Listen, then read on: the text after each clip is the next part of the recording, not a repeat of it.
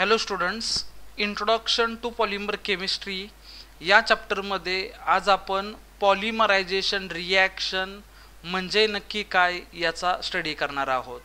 इथे पाहू शकता तुम्ही पॉलिमरायझेशन रिॲक्शनमध्ये पॉलिमरायझेशन प्रोसेस या ठिकाणी सुरुवातीला आपल्याला पाहावी लागणार आहे. त्यानंतर आपल्या लक्षात येईल की पॉलिमरायझेशन रिॲक्शन म्हणजे नक्की काय आहे. इथं डेफिनेशन पाहू शकता, the process in which large number of small molecules join together and form very large molecules with repeating units is called polymerization reaction.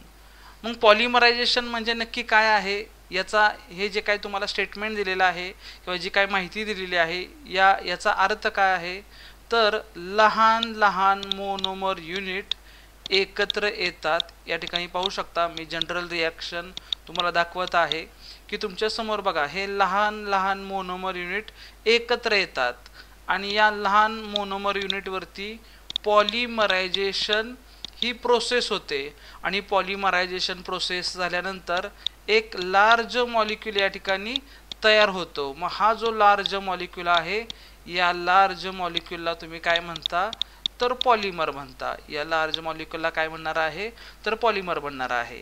म्हणजे या ठिकाणी मला सांगायचं आहे स्मॉल मोनोमर युनिट एकत्र आल्यानंतर त्या स्मॉल मोनोमर युनिटवरती पॉलिमरायझेशन ही प्रोसेस होते आणि पॉलिमरायझेशन प्रोसेस झाल्यानंतर एक लार्ज युनिट तयार होतं. त्या लार्ज युनिटला आपण पॉलिमर म्हणतो. पण हा पॉलिमर तयार करण्यासाठी जी प्रोसेस यूज केली जाते त्या प्रोसेसला तुम्ही काय म्हणणार आहे तर पॉलिमरायझेशन म्हणणार आहे. काय म्हणणार आहे पॉलिमरायझेशन. फक्त मी या ठिकाणी एक्झाम्पल देताना तुम्हाला जनरल एक्झाम्पल दिलेला आहे. जर आपण पॉलिमरायझेशन रिॲक्शनचा विचार केला तर पॉलिमरायझेशन रिॲक्शनमध्ये पॉलिमरायझेशन प्रोसेस कशी कॅरी होते याचा या ठिकाणी आपण स्टडी करूयात. बघा या ठिकाणी मी दोन स्मॉल मोनोमर युनिट तुमच्यासमोर घेत आहे. एक पहिला जो मोनोमर युनिट आहे तो आहे इथिन. इथिन हा पहिला मोनोमर युनिट मी तुमच्यासमोर घेतलेला आहे.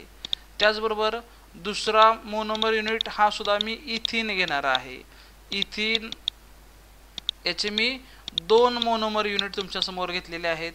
या दोन मोनोमर युनिटमध्ये मी पॉलिमरायझेशन ही प्रोसेस करणार आहे. दोन मोनोमर युनिटवरती मी पॉलिमरायझेशन ही प्रोसेस करणार आहे. फक्त मला या ठिकाणी काय सांगायचं आहे पॉलिमरायझेशन या प्रोसेसमध्ये नक्की पॉलिमरायझेशन ही प्रोसेस नक्की कशी कॅरी होते हे या ठिकाणी मला एक्सप्लेन करायचं आहे. मग हे फर्स्ट युनिट आहे, त्यानंतर हे सेकंड युनिट आहे. या दोन युनिटच्या मध्ये ज्यावेळेस पॉलिमरायझेशन प्रोसेस होते त्यावेळेस या मॉलिक्यूलमध्ये नक्की काय बदल होतो हे या ठिकाणी मला तुम्हाला सांगायचं आहे.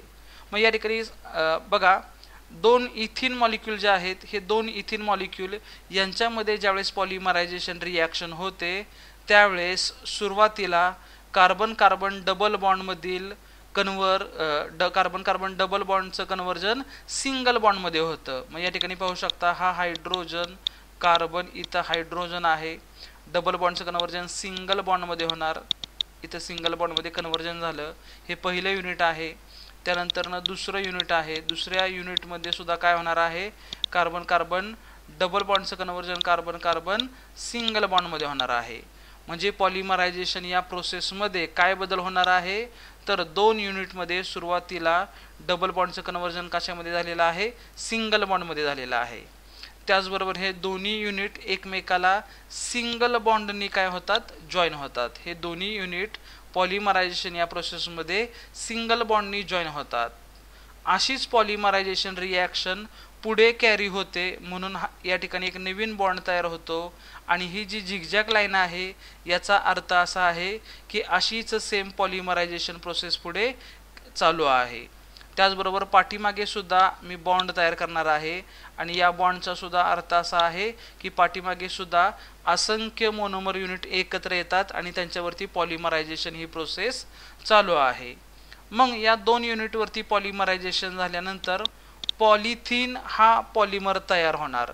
पण पॉलिथिन हा पॉलिमर आपण कसा दाखवणार आहे कसा तयार होणार आहे तर या ठिकाणी पाहू शकता किती युनिट आहेत या ठिकाणी 2 युनिट आहेत मग या ठिकाणी मी 2 युनिट लिहिणार बघा हायड्रोजन कार्बन या ठिकाणी hydrogen single bond carbon hydrogen hydrogen ठीक आहे पुढे पॉलिमरायझेशन ही प्रोसेस चालू आहे पाठीमागे सुद्धा पॉलिमरायझेशन ही प्रोसेस चालू आहे मग याचे किती युनिट कंबाईन झालेले आहेत 2 युनिट म्हणून मी या ठिकाणी ब्रॅकेट दाखवणार आहे आणि या ब्रॅकेटला इथं ट्वाइस लिहिणार आहे कारण पॉलिमरायझेशन मध्ये आपण 2च युनिटचा विचार केलेला आहे म्हणून या ठिकाणी मी काय घेतलेला आहे ट्वाइस घेतलेला आहे समजा मी या ठिकाणी n नंबर ऑफ मॉलिक्यूल म्हटलं असतं तर या ठिकाणी किती मॉलिक्यूल आले असते n समजा इथं 4 मॉलिक्यूल मी घेतले असते तर या ठिकाणी 4 मॉलिक्यूल या ठिकाणी आपण घेतले असते तर या पद्धतीने पॉलिमरायझेशन ही प्रोसेस रिॲक्शन मध्ये होते कशी होते मी आत्ताच तुम्हाला सांगितलं पुन्हा एकदा मी रिवाइज करतो ज्यावेळेस 2 किंवा 2 पेक्षा जास्त मॉलिक्यूल एकमेकांसोबत इंटरॅक्ट होतात त्यांच्यामध्ये पॉलिमरायझेशन ही प्रोसेस होते अशा वेळेस काय होतं तर पहिल्यांदा डबल बॉन्डचं कन्वर्जन सिंगल बॉन्डमध्ये होणार त्याचबरोबर 2 युनिट एकमेकाला सिंगल बॉन्डनी जॉईन होणार आणि पुढे पॉलिमरायझेशन प्रोसेस चालू राहणार पाठीमागे सुद्धा पॉलिमरायझेशन ही प्रोसेस चालू राहणार आणि त्यानंतरनं लार्ज मॉलिक्यूल पॉलिमर हा तयार होणार आहे मग या रिॲक्शन मध्ये हा जो पार्ट तयार झालेला आहे या पार्टला आपण काय म्हणणार आहे तर रिपीटिंग युनिट म्हणणार आहे का म्हणणार रिपीटिंग युनिट तर याच्यासारखे असंख्य रिपीटिंग युनिट पुढे असेच कॅरी होणार आहेत असेच तयार होणार म्हणून त्याला आपण रिपीटिंग युनिट म्हणणार आहे ठीक आहे तर हा झाला पॉलिमरायझेशन हा पार्ट तर अशाच टाईपच्या रिॲक्शनचा आपण यानंतर स्टडी करणार आहे 1 बाय 1 पण त्या रिॲक्शन मध्ये तुम्हाला बेसिक कळायला पाहिजे पॉलिमरायझेशन म्हणजे एक्झॅक्ट काय आणि ती पॉलिमरायझेशन ही प्रोसेस कशी राबवली जाते त्यासाठी हे एक्झाम्पल मी तुमच्या समोर दिलेलं आहे की पॉलिमरायझेशन मध्ये काय बदल होतो डबल बॉन्डचं कन्वर्जन सिंगल बॉन्ड मध्ये होतं 2 बॉन्ड एकमेकाला सिंगल बॉन्डनी जॉईन होतात पुढे पॉलिमरायझेशन रिॲक्शन चालू असते पाठीमागे सुद्धा चालू असते म्हणून ती रिॲक्शन चालू आहे ही इंडिकेट करण्यासाठी झिगझॅग लाईनने आपण तो बॉन्ड दाखवतो ठीक आहे